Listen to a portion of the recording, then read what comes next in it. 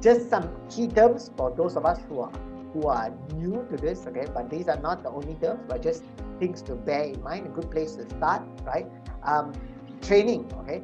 So what is training? Is to prepare an employee to perform the tasks that are required. So again, succession planning cannot be separated from training. There must be training. There must be development.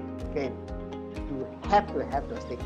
Because if you don't have those things, right, then what is going to happen? It's going to come back to this part where it's just pre-selection.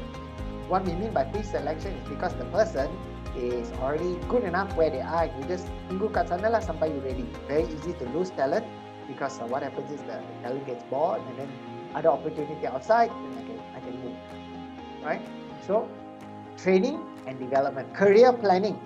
Now, career planning means identifying the interests of the employee and assisting the individual needs and development, personal development options.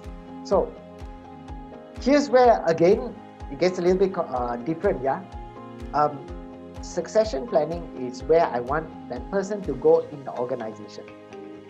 Easy to see. Now I'm telling you something which is not so correct to that lah, because I'm saying identifying the needs of the employee and assisting individual needs and personal development options. So my personal need and the needs of the organization will be two totally different things, which is always a problem.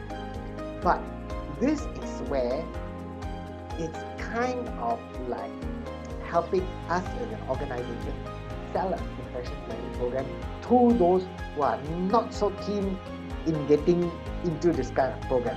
Why? You see, what happens is we say, look, as an organization, I need to make sure that I have these skill sets done. Fantastic. But I'm also going to look at you as a person and how I can help you, okay, grow in the direction that you want to. That is important. That is what we use. That is how we look at getting the buy-in. This is what we call buy-in, right? Buy-in from the person. Selling you this succession planning program. You are my number one candidate, let's say, right? And I'm going to develop you like this for the organization, and that's it lah. But if I say like this, then this one comes down to, again, like I said, people will always ask, what's in it for me? You develop me to take over my boss's position, okay? And then, so I'm going to be able to do extra work lah. Yeah, very great. Then, me, what's in it for me? And this is the what's in it for me part.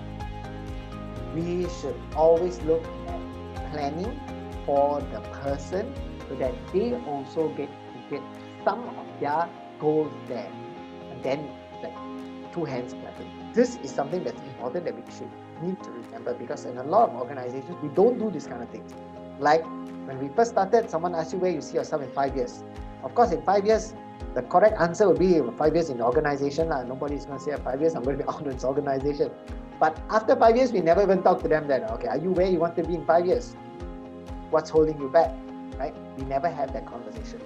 Another thing is also, you want to develop me, but then what's in it for me? How can I get what I want to happen? That's something that's important, right? All comes down to having succession planning, which is about a future-focused practice of identifying KSA, knowledge, skill, and ability. Okay? Because some people, knowledge very good, skill not so good, ability okay. Right? Some people, skills very good, ability is very good, knowledge not so good. And when you know where the KSA is, you know where we want to develop the person. And that's why you have succession planning.